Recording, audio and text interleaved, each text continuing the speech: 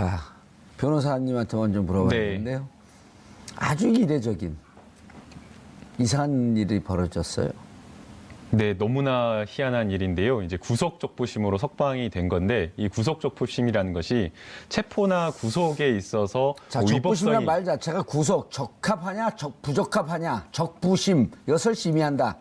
맞습니다. 예. 네, 간단하게 말씀해 주셨는데 적합하냐, 그거 구속시켰는데 나 이거 부당하다. 그냥 항의한 거예요. 그럼 적합하냐, 부적합하냐를 심의하는 건데 부적합하면 왜 당초 왜 구속영장을 발부했어요? 그러니까 사실은 이제 이 구속적부심이라는 게 저도 이제 변호사를 하면서 딱 한 차례 해봤는데요.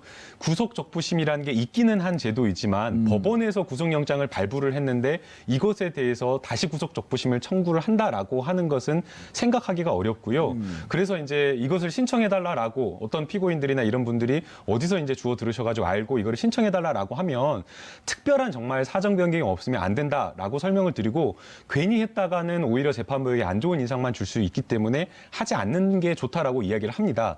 사정 변경이라 하면 어떤 일이 네, 있죠? 여기서 말하는 사정 변경이라고 하는 것은 뭐 피해자가 있는 사건이라고 한다면 피해자와 원만하게 합의가 되어서 합의서 제출이 되었다라던가 아니면 합의가 진행 중이어서 피해자가 처벌을 원치 않는다는 탄원서를 제출했던가 아니면 공범이 있는데 본인보다 훨씬 더 적극적으로 가담한 공범에 대한 구속영장이 발부가 안 되고 본인만 먼저 구속된 경우 이런 경우 그렇죠. 이런 경우에 형평성에 어긋나기 때문에 이러한 어떤 특별한 사정이 있는 경우에 구속적부심을 신청을 하는데 이 김관진 전 장관 같은 경우에는 전혀 특별한 사정이 없음에도 불구하고 그냥 이 법리적인 부분 그냥 기존에 했던 구속영장 실질심사에서 했던 이야기를 되풀이했을 뿐인데도 불구하고 법원의 판단이 완전히 180도 달라졌기 때문에 굉장히 조금 이례적으로 봐야 될 것 같습니다. 구속영장 발부한 그 판사와 적부심을 심의한 판사는 다른 판사죠? 예, 다른 판사입니다. 그 구속 영장실질심사를 담당했던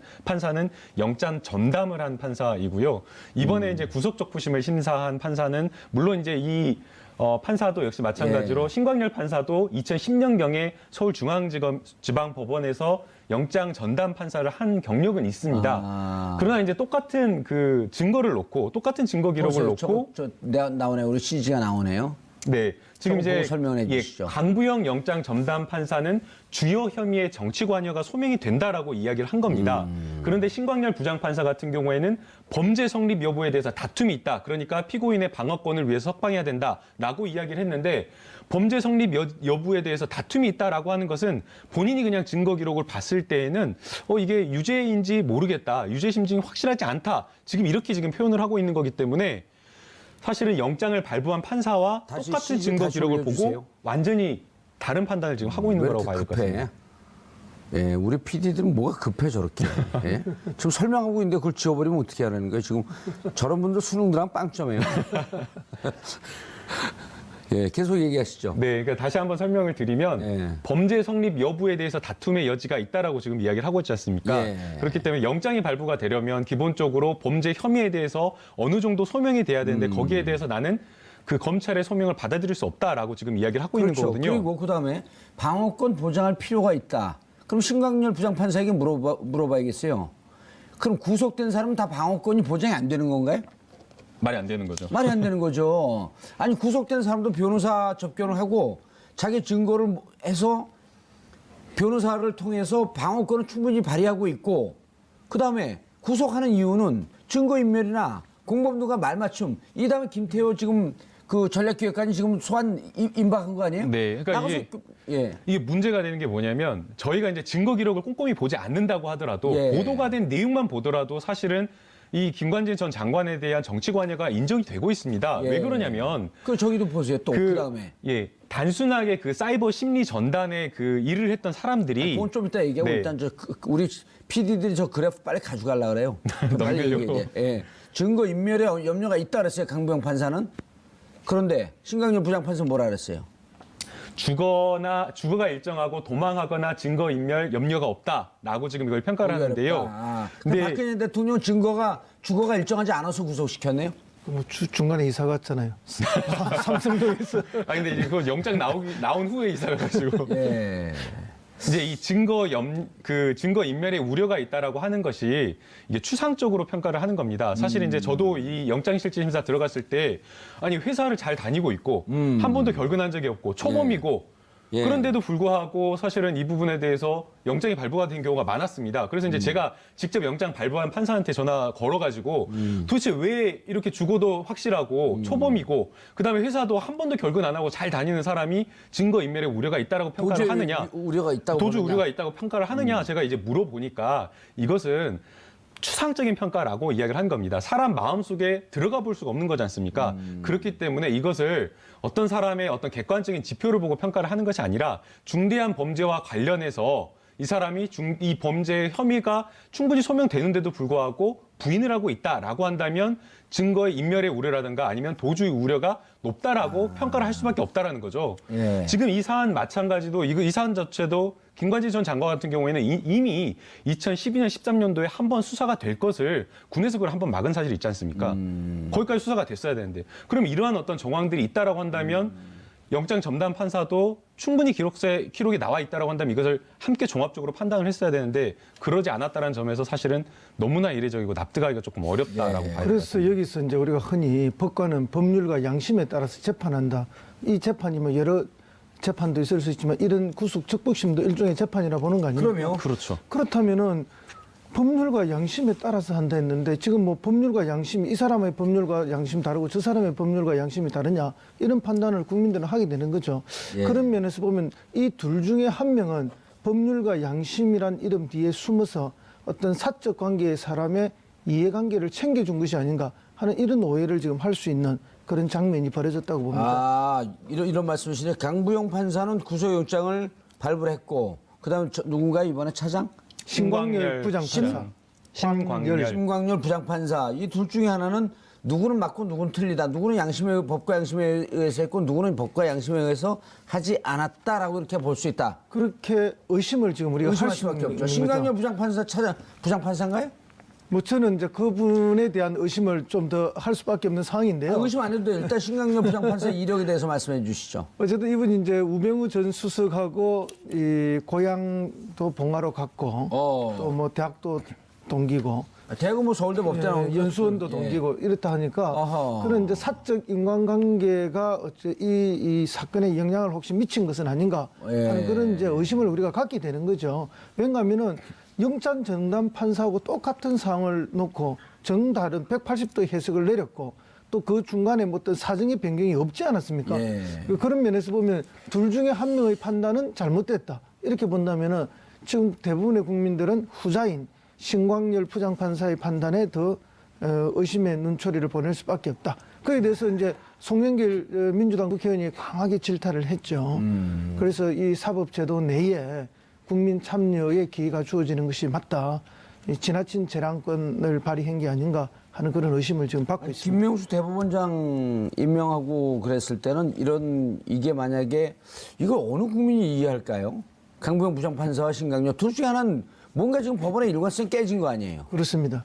물론 이제 사안을 바라보는 게 사람마다 다를 수는 있지만 이렇게 180 아니, 지 개인적인 견해로 판단하는 게 아니에요. 법과 양심에 의해서. 그럼 이제 문제는 뒤에 양심이죠. 앞에 법은 똑같은 법인데 근데 이 법을 해석하는 것도 지금 180도로 달라는 거 아닙니까? 한 사람은 범죄 행위가 인정된다 했는데 한 사람은 다툼의 소지가 있다 했고 한 사람은 자기의 양심과 뭐 추상적 판단에 의해서 증거인멸이나 도망갈 그렇죠, 우려가 염려가 있다. 염려가 있다고 했고 없다고 했으니까 그럼 국민은 도대체 누구의 말을 믿어야 되느냐? 이제 누가 과연 더 심리를 충실하게 했는가를 보면요. 사실은 영장실질심사 같은 경우에는 계속해서 영장 전담 판사가 이 범죄 사실과 관련해서 피의자에게 계속해서 물어봅니다. 그래서 충분하게 답변을 끌어내는 거고요. 이 구속적부심과 같은 경우에는 그냥 신청서를 제출하면 특별한 다른 어떤 별도의 심리를 하지 않고 서류만 기록만 가지고 판단을 한다라는 겁니다. 그렇다라고 한다면 똑같은 거기에다가 더해놓고 진술, 피의자가 어떻게 답변을 하고 있는지 그 답변 태도를 면대면으로 보고 답변을 듣고 심리를 하는 것과 누가 더 심리를 충실하게 할 수 있는지 그걸 생각해 봤을 누가 더 때는 충실할 것 같아요? 저는 영장 전담 판사가 강부영 판사가 훨씬 더 정확하지 않았나라는 생각이 들고요. 그리고 서울중앙지법이나 이미 뭐 한 10여 년 전부터 영장을 발부를 할 때 영장 발부 기준 자체가 굉장히 까다롭습니다. 그래서 지금 우병우 같은 경우에는 이미 지금 우병우 전 민정수석 같은 경우에는 2번이나 영장을 청구했는데도 불구하고 뭐 국민적인 국민 여론이나 이런 것들이 굉장히 높아가지고 이 국정농단에 정말 책임 있는 사람이니까 구속이 돼야 된다라는 그런 여론이 높음에도 불구하고 2번이나 영장이 발부가 되지 않았습니다. 그런데 이 강부영 판사는 이 김관지 전 장관에 대해서는 충분하게 심리를 거쳐가고 영장을 발부를 했다라고 한다면 이미 심리를 했을 때에 이 김관진 전 장관의 정치 관련된 정치 관여와 관련된 범죄 소명이 충분한 증거로서 굳건하게 어느 정도 소명이 됐다라고 지금 평가를 한 건데 그것을 불과 10일 만에 똑같은 기록을 놓고 전혀 다른 해석을 했다라는 점에서 조금은 이해할 수가 없습니다. 이해할 수 없다고 얘기하는 거예요? 잘못됐다고 얘기하는 거예요? 말을 분명히 하세요. 잘못됐다. 그러면 그렇게 얘기하지. 네. 이해할 수 없다면 청취자 시청자분들이 보고 이해할 수 없으면 우리들도 이해하려는 거예요, 말라는 거예요. 이럴 거 아니에요. 그건 잘못된 거죠. 네. 명백히. 그리고 그러니까 오늘 SNS상에 가장 많이 도는 글이 이런 거예요. 적폐청산이 정말 험난한 길이네요. 그리고 왜 그러냐면 이 다음에 지금 소환이 예고되고 있었던 분들이 누구냐면 우병우 그 정무수석과 김태호 전략기획관. 그렇죠. 김태호 전략기획관이 굉장히 핵심거리죠. 아니 그러니까 김태호 전략기획관인데 또 동시에 우병우도 재영장 청구한다 재소환한다 이런 얘기가 지금 돌고 있었잖아요. 그렇습니다. 그러니까 저희 심강렬 부장판사 같은 경우는 실질적으로 김태호 전략기획관하고 관계가 있는지 없는지 우리가 모르겠지만 우병우하고는 어쨌든 뭔가 관계가 있을 개연성이 좀 있다.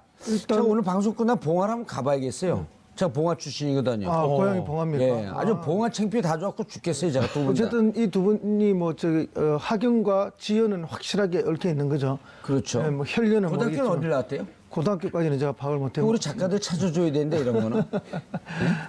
그래서 이제 그런 뭐 의심을 충분히 할 수 있다라는 게 뭐 지금 시중에 쏟아져 나오는 이야기고 또 송영길 의원이 그 부분을 또 지적을 했죠. 뭐라고 지적했어요?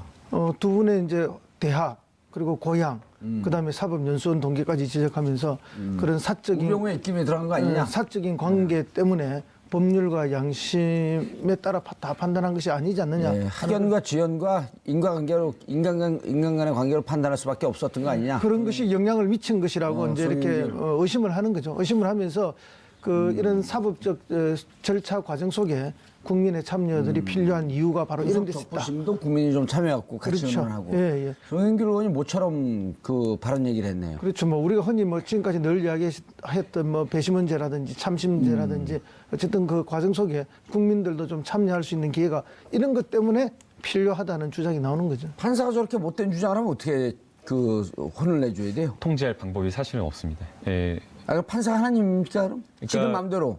그러니까요. 국민에게 위임받은 권력 아니에요. 맞습니다. 그러니까 삼권 분립에 의해서 사실은 예. 뭐 국회라든가 행정부에서 특별하게 관여를 할 수가 없는 것이고요. 또 뭐 할 수 있는 방법 중 하나가 이제 예산안이라든가 뭐 대법관이라든가 대법원장 임명 정도인데 예. 그렇다고 하더라도 대법원장이 또 일선 판사들에게 또 인사와 관련된 직접적인 영향 말고는 이 재판에 개입을 할 수 있는 것 자체가 판사의 독립성을 해치는 것이기 때문에 사실은 이 부분에 대해서 잘못했다라고 한다면 이것에 대해서 어떻게 판사를 뭐 징계한다거나 아니, 이렇게 할 수 막말로 있는 방법이 없습니다. 부정한 커넥션으로 이런 결정을 했다고 치더라도 설사 뭐 그런 일이야 있을 수도 있고 없을 수도 있겠지만 설사 그렇게 치더라도 어떻게 그 법적으로 제어할 수 있는 길이 없다고 한다면 잘못된 제도 아닌가요?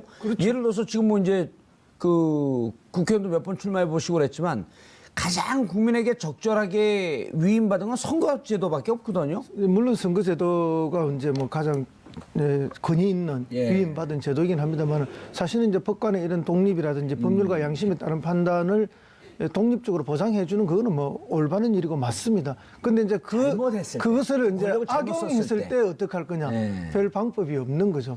이제 그런 뭐 어떠한 좋은 제도를 만들어도 그 제도를 악용하는 거는 방법이 없다. 그렇게 보고 다만 이제 인사권은 가지고 있기 때문에 재판에 관여할 수는 없지만 그 대법원에서의 그 인사권으로 그런 사회적 여론의 질타를 받는 재판부에 대해서는 뭐 인사 조치는 있을 수 있다고 보죠. 자, 사이버 여론조사 여론 조작을 진행한 이태하 전 사이버 사령부 심리전 단장 올해 2월 항소심에서 징역 1년 6월 선고받았단 말이에요. 네. 이분이 그 JTBC에서 보도할 때 이태하 심리전 단장과 연재국의 옥도경인가요? 옥도경 그 사이버 사령관과 통화한 내용이 있었거든요. 그렇죠. 이거 나 혼자 다 죽으란 얘기냐?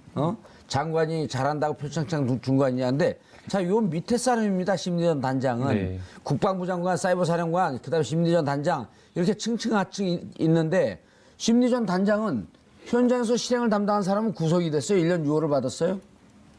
맞습니다. 그러니까 이제 심리 전단자, 그러니까 지시를 받고 했다라고 하는 사람은 구속이 돼서 실제 실형을 받아가지고 항소심 재판 진행 중에 있는 상황이고요. 옥도경, 연재훈 지금 부르지도 않았잖아요. 그 다음에 국방부의 정책비서관도 현재 김관진 전 임관빈 국방부 정책비서관도 역시 마찬가지로 똑같은 혐의로 구속되어 있는 겁니다.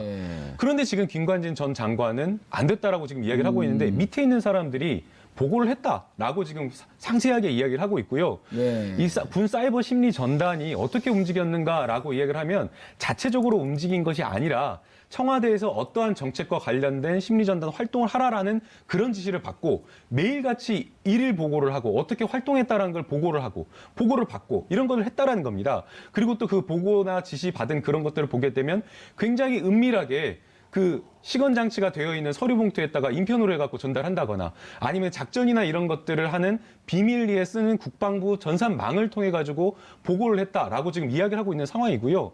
그렇기 때문에 사실은 이와 관련된 블랙백을 통해 갖고 전달했잖아요. 맞습니다. 네, 그러니까 이해할 수 없다라는 거죠. 단순하게 이 밑에 있는 사람들의 어떤 진술만 있고 그런 진술만 있는 상황에서 부인을 한다라고 하면 모르겠습니다. 그런 것이 아니라 김관진 전 장관이 심지어는 보고를 받았다고 본인이 읽었다라고 사인까지 체크까지 한 그런 것까지 있는데도 불구하고 관여가 입증이 안 된다? 이해할 수 없는 거죠. 아니, 이해할 수가 없는 게 아니라 잘못된 거죠.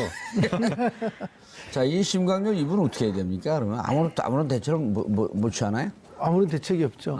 그 이제 유일한 대책은 지금 이제 국민들이 덜 끓는 여론이죠. 예. 그리고 지금 온라인상에서 별로 이렇게 뜨겁지 않지 않나요? 아니 오늘 뭐 하루 종일 좀 뜨거운 것 같은데요. 굉장히 그 이것 때문에 뭐 방송도 그렇고 모든 곳에서. 근데 그럼 심광렬 부장판사죠? 수석 부장판사입니다. 고법 부장으로 갔다가 고법에서 이제 서울중앙지검 수석 부장판사 같은 경우에는 한 등급 높은 직급이어서 고법 부장이 지금 하고 있습니다. 예. 그렇다고 한다면 지금 이 시간에 실검순위에 올라오지도 않았어요. 어젯밤에 이미 풀려나서 시간이 좀 지났죠. 그런데 이제 어쨌든 뭐 이 사건은 굉장히 당혹스럽고 방금 말씀하신 것처럼 이 김관진 전 장관 안보실장이 구속이 돼야만 또 추가적인 조사를 통해서 그다음에 김태효 전략기획비서관과의 연결고리를 찾아내는 건데 사실상 그러면 지금 법원이 그 수사를 가로막은 이런 형국이 되어버렸거든요. 그러다 보면 이제 드디어 꼬리 자르기에 성공하는 것이 아닌가. 그러면 이제 가장 지금 수사가 한계에 봉착하는 그런 국면으로 왔다 보입니다. 그럼 검찰청 입장에서는 다시 구속영장을 청구할 수도 없는 것이고 뭐 할 수는 있겠지만 어떤 뭐 변화된 또 영장 내용을 만들어낼 수도 없는 것이고 굉장히 난감한 순간이다 이렇게 보입니다. 김남국 변호사님 군대 갔다 오셨어요? 예, 갔다 왔습니다. 병장 만기 전역입니다. 병장이죠? 네. 예를 들어 병장이 구속이 돼요. 무슨 군대 일로. 그럼 병장은 자기 자의적으로 해갖고 병장 구속되고 상병 구속되고 일병 구속되고 이병 구속되고 다 구속이 돼요. 어떠한 그 집단적 잘못된 행위 때문에 그럼 누군가 명령을 받았을 거 아니에요. 예, 맞습니다. 병장이 명령 내렸고 저기 그 뭡니까 휴전선 군사분사 북으로 총 쏘라고 이렇게 명령 내릴 수 있어요? 불가능하죠. 불가능하죠. 그 병 상호간에는 군을 대상으로 민간인을 대상으로 해서 사이버 심리전을 해라. 종북 좌파라고 댓글 달아라. 이걸 병장이 할 수 있어요? 할 수가 없는 거죠. 완스타 할 수 있어요? 국방부 장관의 지시가 있어야지 하는 거 아니에요, 이게? 이게 사실은 이게 어마어마한 일이지 않습니까? 국방부 장관이 지시할 수 있어요, 이거를? 국방부 대통령이 장관도 안 나서면 안 되는 거 아니에요? 예, 맞죠. 그러니까 네? 국방부 장관도 이것을 하기가 쉽지가 않은 거죠. 왜냐하면 사무총장이 나서서 이거 합니까? 만약 국방부 장관, 사실 국방부 장관 신분은 군인이 아닙니다. 그렇죠. 예, 만약에 이 국방부 장관이 이런 지시를 군대에다 내렸다라고 한다면 합참의장이라든가 각 참모총장이 난리가 나는 거 아니겠습니까? 그런데 이것을 합참의장이나 해당 육군의 참모총장을 뛰어넘어가지고 보고라인을 보게 되면 청와대를 직보하고 청와대 지시를 받았다라는 것을 보게 되면 이것은 청와대의 직접적인 어떤 개입이 있다라고 볼 수밖에 없는 것이고요. 사실은 이런 사이버 심리전단이라고 하는 것은 북한을 상대로 하는 어떤 그런 어떤 심리전 활동인데 도대체 이것을 왜 청와대에서 관리하고 회의하고 지시하고 이해할 수 없는 거지 않습니까? 그거 자체로 문제가 있다라고 봐야 되는 것이고요. 그 과정 보고라인 속에 김관진 전 장관이 있다라고 한다면 그거 자체로 사실은 범죄의 혐의의 소명이 굉장히 높게 됐다라고 봐야 되는 겁니다. 김태호 못 부르겠죠. 이제 이렇게 되면 부를까요? 네, 김태호 전 비서관을 당연히 불러야 되죠. 왜냐하면 근데 이제 김태호도 이제 오리발렘일 거 아니에요? 그렇죠. 청와대에서 연결고리는 김태호 비서관 아닙니까? 물론 이제 국방부 장관으로 있을 때는 연결고리가 명확했을 거고요. 그다음에 다시 이제 안보실장으로 들어갔을 때는 한 공간에서 같이 협의하면서 했을 거 아닙니까? 그렇기 때문에 김태호와 김관진의 이 연결고리를 대전략기획관이요? 찾아내는 거 이 자체가 사실은 이제 청와대가 몸통이라는 것을 밝히는 것이고 그 몸통의 최상층에 이명박 전 대통령이 있다는 걸 밝혀내는 것이죠. 그래서 뭐 지난번에도 말씀드렸지만은 어쨌든 이렇게 그 사이버 사령부의 그 국무원 숫자를 70몇 명을 늘리는 이 문제와 관련해서 두 번이나 대통령의 지시사항이라는 걸 강조하는 문서가 나오지 않습니까? 그럼 100% 청와대의 개입이죠. 그리고 그의 최종 지시자는 이명박 대통령이지만 실행자, 그 실행자가 구체적으로 누구겠느냐 했을 때는 김태호 전략기획비서관이거든요. 그렇죠. 그리고 김태호가 김관진을 통해서 김관진이 옥동이나 연적을 통해서 그다음 이태하로 내려가는 이 고리인데 하하 이제 이게 끊겼다고 봐야 되나요? 끊길 가능성이 높다고 봐야 되는 거죠. 뭐 그렇다고 해서 완전히 끊긴 건 아닌데, 근데 불구속 상태에서 재판을 한다면은 이게 뭐 끊어진다고 봐야 안 되겠습니까? 이게 사실은 그 김관진 전 장관 같은 경우에는 이명박 전 대통령으로 이어지는 그 수사의 그 연결 지점이기 때문에 저는 검찰에서 힘들다라고 생각을 하더라도 그리고 부른다. 예, 여러 가지 부담이 있다고 하더라도 김태호를 불러서 수사를 해야 된다고 생각이 되고요. 아마 뭐 여러 가지 다 부인을 할 것으로 생각이 됩니다. 특히나 뭐 이명박 전 대통령의 굉장한 뭐 신복이고 측근이라고 지금 불리는 사람이기 때문에 부인을 한다고 하더라도 불러야 되고, 만약 유의미한 어떤 진술을 얻을 수 없다라고 한다면 지금까지 검찰에게 이 범죄 혐의와 관련된 소상한 어떤 진술, 유리한 진술을 해준 사람들을 다시 한번 불러가지고 더 구체적인 어떤 진술을 또 끌어내는 게 필요하다고 보이고요. 그래서 어떤 그 진술이나 이런 것들, 그리고 또 빠뜨렸던 서류가 있다라고 한다면 그런 것들을 다시 한번 재정비를 해서 김관진 전 장관에 대한 영장을 다시 한번 좀 청구하는 게 필요해 보입니다. 다른 증거 찾아야 되잖아요. 그러려면. 제일 강력한 거는 이제 서류 증거인데요. 근데 이제 어쨌든 이 건으로 그 형법을 보게 되면 같은 동일한 건으로는 재청구를 못 한다 이렇게 되어 있거든요. 아니 이제 다시 이제 똑같은 건을 못 하는 게 아니라 그냥 이제 똑같은 그것만으로는 안 되는 거고 새롭게 이제 수사를 해가지고 추가적인 증거나 이런 것들이 있으면 영장을 재청구를 할 수가 있습니다. 김관진 장관도 돈을 먹었을 텐데 그렇죠? 저 그 특활비를 안 받았을까요? 당연히 봤죠. 받았을 것 예, 같습니다. 그 특활비 증거가 나오면 딱 떨어지는데 제가 한번 찾아볼까요? 근데 이제 이 국정원에서 온 특활비를 받았을런지 아니면 이제 국방부 내에 특활비를 썼을지 그거는 알 수가 없는데 아마도 국방부 내에도 특활비가 있기 때문에 근데 그걸 써서 그거는 이제 또 내부에서 노출되니까 경력금을 좀 받지 않았을까? 가능성은 충분히 있죠. 왜냐하면 지금 국정원이 지난 그 앞 대선이죠. 대선에서 어쨌든 국군 사이버 사령부를 움직이기 위해서 국정원에 돈을 많이 썼지 않습니까? 그렇다면 그게 이제 사이버 사령부를 넘어서 김관진 전 장관이나 안보실장에까지도 전달됐을 가능성, 개연성은 남아있다고 봅니다. 그래서 이제 그런 결정적 증거가 나온다면 이거는 뭐 완벽하게 어떤 수사가 되겠죠. 근데 이제 사실은 지금 이 부장판사님 왜 이런 판단을 내렸는지 우리가 뭐 짐작만 여러 가지를 하고 있지만, 만약에 이 부장판사님의 판단대로 범죄 소명에 뭐 다툴 여지가 있다, 범죄 이렇게 해서 무죄라는 심정을 가지고 이렇게 했다면은, 그러면 사이버 사령부가 아주 독자적으로 댓글 사업을 했다는 거 아닙니까? 공작을 했다는 건데, 그럼 사이버 사령부가 합참의장이나 또 육군 참모총장의 지시도 없이 또 청와대의 지시도 없이 독자적으로 국방장의 지시 없이 했다면은 그거야말로 거의 뭐 이게 군기문란이고 준반란에 가까운 일 아니에요. 국정농단이죠. 농단을 넘어서 이거는 뭐 거의 준반란에 가까운 짓을 한 거 아닙니까? 그럼 국군 통수권이 어디로 간지 흔적도 없어진 거 아니? 그렇죠. 이건 있을 수 없는 일이죠. 국기문란 중에 국기문란인데 만약에 그 판사님의 생각대로라면은 그럼 이 사건이 그야말로 사이버 사령부에 독자적으로 일어나서 독자적으로 진행된 진짜 어처구니 없는 그런 수준이다. 이건 어느 국민이 납득할 수 있겠습니까? 예.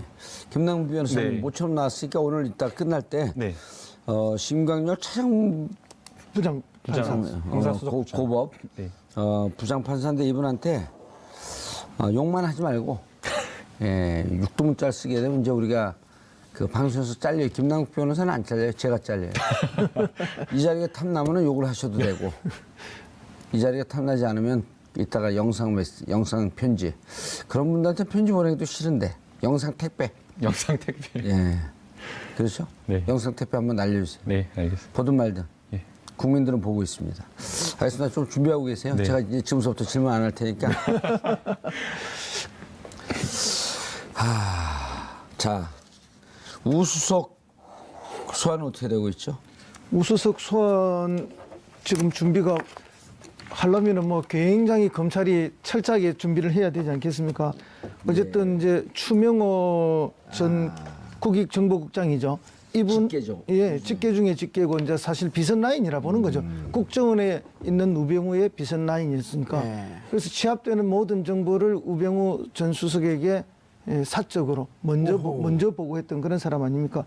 그러니까 이제 사실상에 그동안 있었던 국정원의 잘못된 여러 가지 범죄 행위 또 추명호 국장을 주변으로 일어났던 범죄 행위들은 사실은 우병우 전 수석이 공범이라고 봐야 되겠죠. 예. 이제 그런 차원에서 그래서 비선 보고 추명호 공소장에 우병우 최은수 공범 적시했다는 거거든요. 그래서 불러야 될 거 아니에요. 당연히 이제 불러서 수사를 해야 되는데 이번에 부르면 구속을 시켜야 될 거 아닙니까? 두 번이나 실패를 했는데 그렇기 때문에 이제 3번. 예, 철저한 그 대비가 검찰로서는 필요하다 이렇게 봅니다. 검찰 쪽에 나름 빨대가 있을 거 아니에요. 아니, 저 뭐 빨대 해봤자 아는 기자들밖에 없습니다. 법조 출입 기자. 법조 출입 기자들이 그 정확하게 판단하죠. 네. 그 사법고 출신인가 아니면 로스쿨 일기 출신입니다. 그러면 손수호 변호사하고 같은 네, 얘기네. 손수호 변호사. 둘이 만났어요? 아니요, 만나진 않았는데. 같은 학교 아니에요? 네, 같은 학교 아니에요. 검찰에서는 이번에 우병우 하게 되면 구속시킬 자신 있다라고 하는 얘기가 좀 흘러나오지 않나요? 자신 있다라는 이야기는 좀 흘러나오고 있지 않는 것 같습니다. 이게 그 지금 현재 우병우 전 흘러나오지 민정 않으면 굴러나오나? 우병우 전 민정수석에게 재영장을 청구하겠다라고 하는 혐의를 보게 되면 이제 직권남용과 관련된 혐의인데요. 직권남용. 예, 국정원에서 뭐 추명호 전 국장이 뭐 MBC라든가 아니면 뭐 KBS라든가 이런 어떤 언론과 관련해서 뭐 방송사를 빼라 말아라는 어떤 그런 점이 있었고요. 또 뭐 특정 연예인을 뭐 비방하는 명예훼손과 관련된 여러 가지 그런 것들이 있었고 또 이제 이석수 특활비 안 받았대요? 특활비까지는 지금 이야기가 우병우 전 수석에 대한 이야기는 나오고 있지 않은 상황이고요.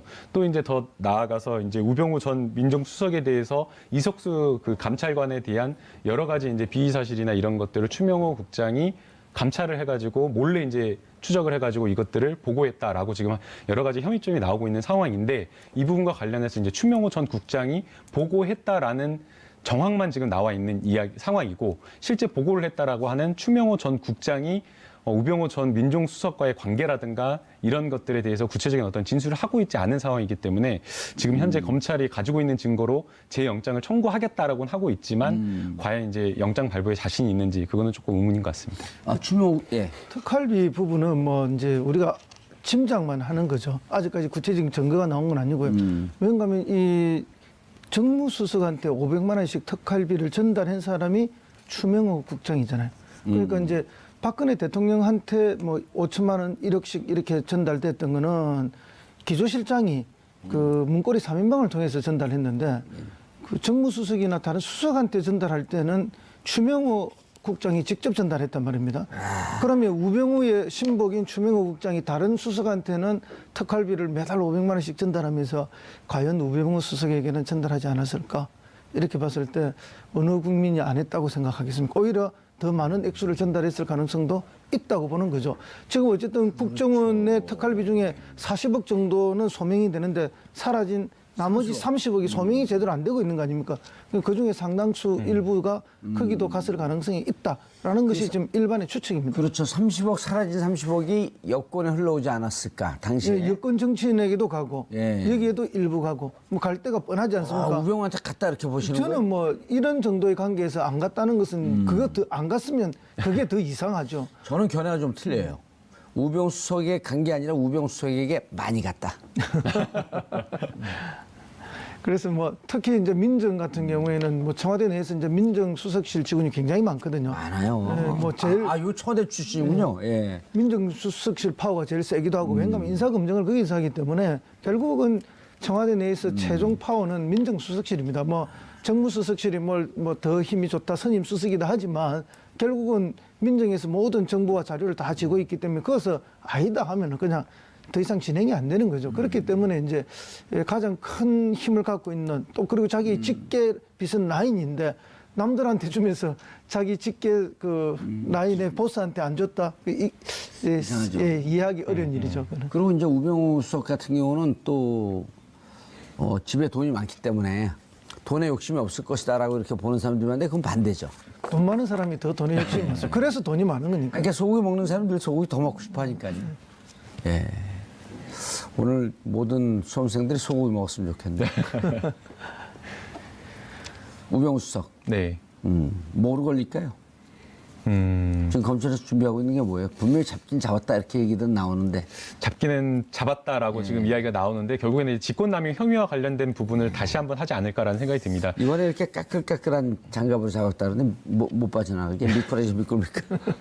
그러니까 지금 이제 그 우병우 전 민정수석과 관련된 이제 공판이 벌써 20차까지 네. 진행되고 있는 상황인데 그 우병우 전 민정수석이 했던 어떤 직권남용, 민정수석실에 했던 여러 가지 뭐 CJ에 대한 고발을 해라라는 거라든가 여러 가지 직권남용 혐의와 관련된 부분에 대해서는 민정수석실에 함께 근무했던 행정관들이나 이런 사람들이 법정에서 나온 이야기를 보게 되면 이 우병우 전 민정수석에 대한 그 혐의 자체를 입증하는 진술을 하고 있지 않고 있습니다. 그러니까 고발이나 이런 것들이 그냥 민정수석실의 업무다라고 하면서 지금 이렇게 진술을 하고 있는 상황인데 지금 현재 그 국정원과 관련된 연루되어 있는 부분은 우병우 전 민정수석과 직접적으로 관련이 있는데도 불구하고 함께 일했던 사람들은 우병우 전 민정수석에 대한 충성심이나 이런 것들은 좀 부족할 것으로 보입니다. 물론 이제 추명호 전 국장과 같은 경우에는 본인의 어떤 혐의를 부인하기 위해서 우병우 전 민정수석에 대한 혐의도 부인하는 것이지만 예, 그 밑에 추명호. 그냥 일선 그 추명호 전 국장이 아니라 뭐 그 밑에 있는 그 직원들. 밑에 있던 그냥 실행했던 직원들은 이미 진술을 다 하고 있는 상황이기 때문에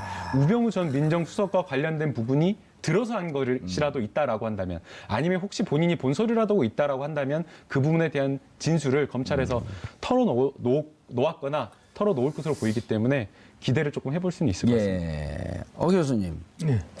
여러 가지 논란 속에서 과연 전 정권에 대한 부담 때문에 이명박 전 대통령을 소환할 수 있겠느냐.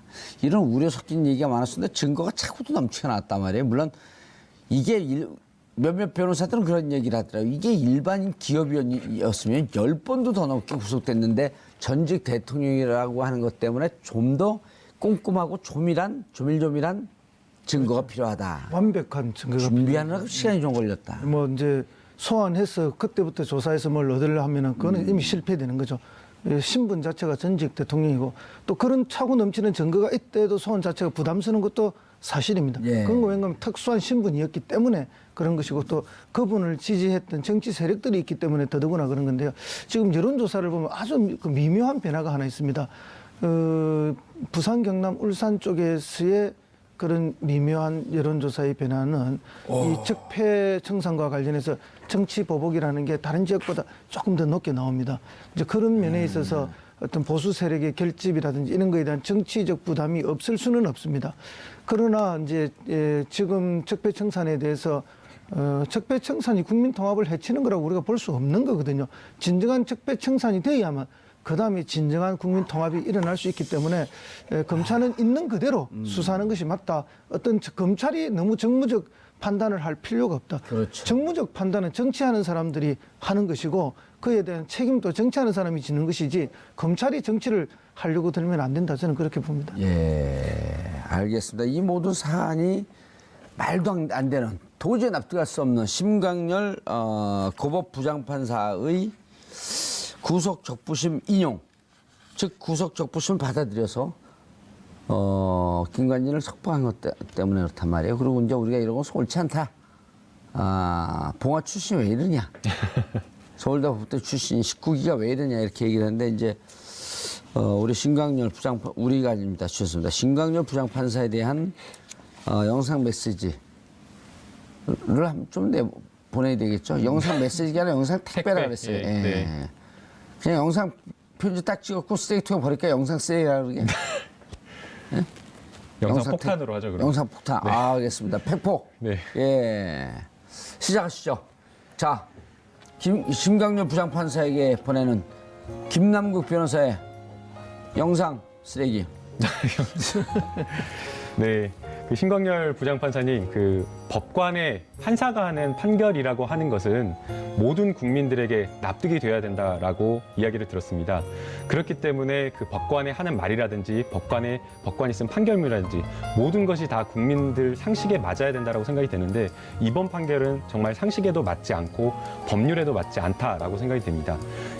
지금 김관진 전 장관이 저질렀다라고 하는 범죄는 단순하게 군인이 정치관여했다라고 하는 것이 아니라 우리 헌법이 가지고 있는 정말 지켜야 되는 민주주의를 심각하게 훼손한 것이고 거기에 또 더 나아가서 저 광주 출신인데 광주 사람 호남 사람 뽑지 말라라고 하는 연고지에 따른 차별까지 한 그 헌법에서 정말 금지하고 있는 차별 금지 원칙까지 훼손한 정말 중대한 헌법 위반 사안입니다.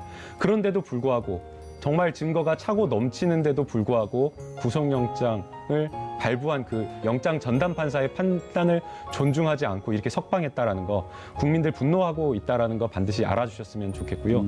향후에 또 다시 한번 이런 어떤 중대한 판단이 있을 때에 정말 본인이 양심과 본율에 따라서 판단을 하고 있는지 다시 한번 좀 생각해 주셨으면 좋겠습니다. 예, 알겠습니다. 이건 역사의 기록으로 남는 겁니다. 그렇죠. 네. 그리고 어성모 비서관님도 한마디 하시겠어요? 예. 예. 뭐 저는 변호사가 아니라서 그렇게 예. 좋은 말로 표현을 못 하겠고요. 예, 방금 우리 김남국 변호사가 이렇게 영상 폭탄을 전달했는데 영상 쓰레기. 예. 법원 내에 있는 폭탄 변호사가 잘 제거됐으면 하는 바람입니다. 알겠습니다. 신광열 부장판사의 판결, 구속 적부심 인용에 대해서 국민들이 어떻게 받아들이는지 한번 이거 나중에라도 여론조사를 좀 해봤으면 좋겠고요. 본인에게 주어진 권력, 국민이 준 위임받은 권력을 이렇게 사사롭게 쓰라고 위임한 거 아니지 않습니까? 국가의 미래를 위해서, 정의로운 법의, 집행을 위해서 쓰라고 했는데 그렇게 쓰인 것 같지 않습니다. 이런 분들은 바로 즉각 감옥에 보내는 제도가 있었으면 좋겠어요. 정봉주의 품격 시대에서는 여러분의 소중한 의견 받습니다. 샵5405. 자, 변호사님한테 먼저 물어봐야겠는데요. 아주 이례적인 이상한 일이 벌어졌어요. 네, 너무나 희한한 일인데요. 이제 구속적부심으로 석방이 된 건데 이 구속적부심이라는 것이 체포나 구속에 있어서 자, 적부심이란 말 자체가 구속, 적합하냐, 부적합하냐, 적부심 이것을 심의한다. 맞습니다. 예. 네, 간단하게 말씀해 주셨는데 적합하냐, 그거 구속시켰는데 나 이거 부당하다. 그냥 항의한 거예요. 그럼 적합하냐, 부적합하냐를 심의하는 건데 부적합하면 왜 당초 왜 구속영장을 발부했어요? 그러니까 사실은 이제 이 구속적부심이라는 게 저도 이제 변호사를 하면서 예. 딱 한 차례 해봤는데요. 구속적부심이라는 게 있기는 한 제도이지만 법원에서 구속영장을 발부를 했는데 이것에 대해서 다시 구속적부심을 청구를 한다라고 하는 것은 생각하기가 어렵고요. 그래서 이제 이것을 신청해달라라고 어떤 피고인들이나 이런 분들이 어디서 이제 주워 들으셔가지고 알고 이거를 신청해달라라고 하면 특별한 정말 사정 변경이 없으면 안 된다라고 설명을 드리고 괜히 했다가는 오히려 재판부에게 안 좋은 인상만 줄 수 있기 때문에 하지 않는 게 좋다라고 이야기를 합니다. 사정 변경이라 하면 어떤 일이? 네, 여기서 말하는 사정 변경이라고 하는 것은 뭐 피해자가 있는 사건이라고 한다면 피해자와 원만하게 합의가 되어서 합의서 제출이 되었다라던가 아니면 합의가 진행 중이어서 피해자가 처벌을 원치 않는다는 탄원서를 제출했던가 아니면 공범이 있는데 본인보다 훨씬 더 적극적으로 가담한 공범에 대한 구속영장이 발부가 안 되고 본인만 먼저 구속된 경우 이런 경우 그렇죠. 이런 경우에 형평성에 어긋나기 때문에 이러한 어떤 특별한 사정이 있는 경우에 구속적부심을 신청을 하는데 이 김관진 전 장관 같은 경우에는 전혀 특별한 사정이 없습니다. 신광열 부장판사. 신광열 심광열 부장판사 이 둘 중에 하나는 누구는 맞고 누구는 틀리다. 누구는 법과 양심에 의해서 했고 누구는 법과 양심에 의해서 하지 않았다라고 이렇게 볼 수 있다. 그렇게 의심을 지금 우리가 의심할 할 수밖에 있는 없죠. 거죠. 신강렬 부장판사인가요? 뭐 저는 이제 그분에 대한 의심을 좀 더 할 수밖에 없는 상황인데요. 의심 안 해도 돼요. 일단 신강렬 부장판사 이력에 대해서 말씀해 주시죠. 어쨌든 이분이 이제 우병우 전 수석하고 이 고향도 봉화로 갔고 또 뭐 대학도 동기고 대구 뭐 서울대 법대 나온 연수원도 동기고 이렇다 하니까 어허. 그런 이제 사적 인간관계가 어째 이 사건에 영향을 혹시 미친 것은 아닌가 하는 그런 이제 의심을 우리가 갖게 되는 거죠. 왜냐하면은 영장 전담 판사하고 똑같은 사항을 놓고 정다른 180도 해석을 내렸고 또 그 중간에 뭐 어떤 사정의 변경이 없지 않았습니까? 예.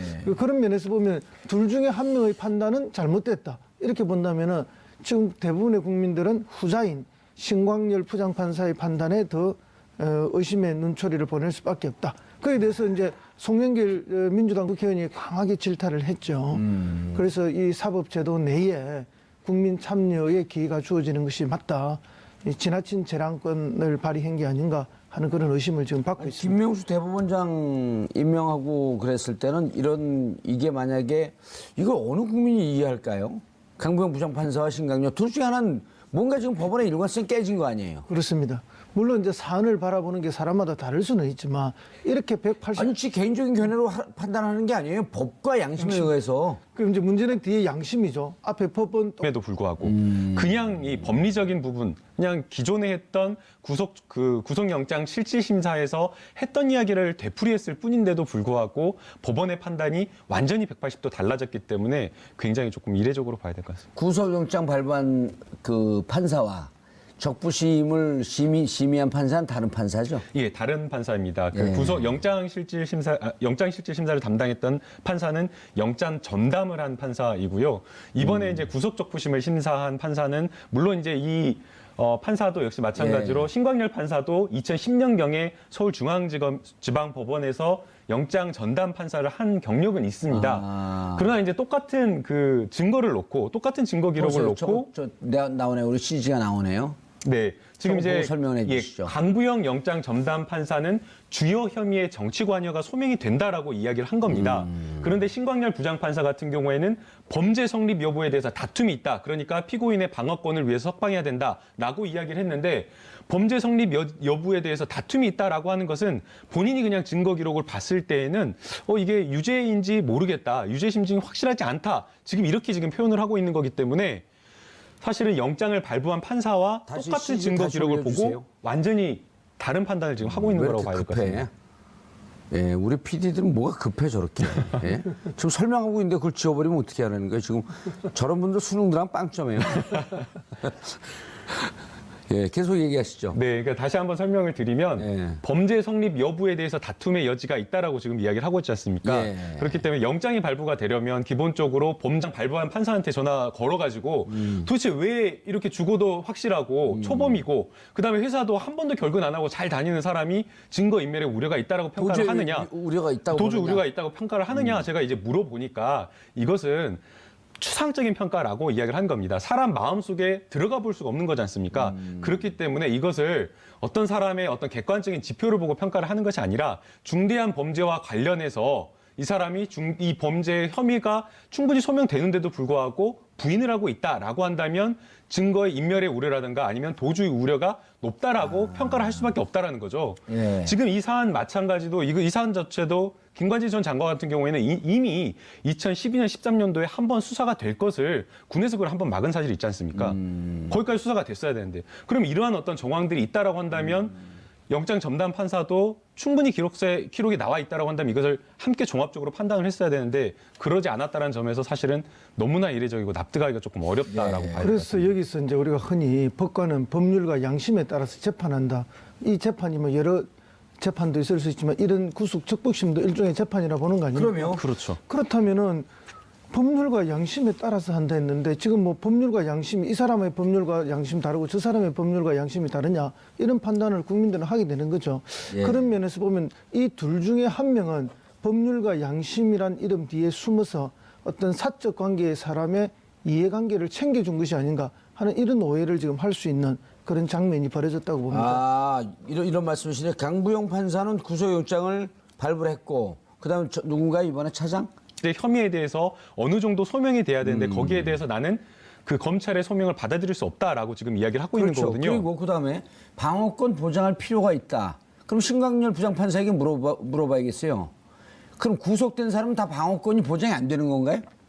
말이 안 되는 거죠. 말이 안 되는 거죠. 아니 구속된 사람도 변호사 접견을 하고 자기 증거를 해서 변호사를 통해서 방어권을 충분히 발휘하고 있고 그다음에 구속하는 이유는 증거인멸이나 공범들과 말맞춤. 이 다음에 김태호 지금 그 전략기획관이 지금 소환 임박한 거 아니에요? 네, 그러니까 이게 문제가 되는 게 뭐냐면 저희가 이제 증거 기록을 꼼꼼히 보지 않는다고 하더라도 보도가 된 내용만 보더라도 사실은 이 김관진 전 장관에 대한 정치 관여가 인정이 되고 있습니다. 왜 그러냐면 저기도 보세요. 또 그다음에 단순하게 그 사이버 심리 전단에 그 일을 했던 사람들이 그건 좀 이따 얘기하고 일단 우리 PD들이 저 그래프 빨리 가져가려고 그래요. 넘기려고. 증거 인멸에 염려가 있다 그랬어요. 강부영 판사는. 그런데 신광열 부장판사는 뭐라 그랬어요? 주거가 일정하고 도망하거나 증거 인멸 염려가 없다라고 지금 이걸 평가를 하는데요. 근데 박근혜 대통령 주거가 일정하지 않아서 구속시켰네요. 뭐 중간에 이사 갔잖아요. 삼성동에서. 아니 근데 이거 영장 나온 후에 이사를 가지고.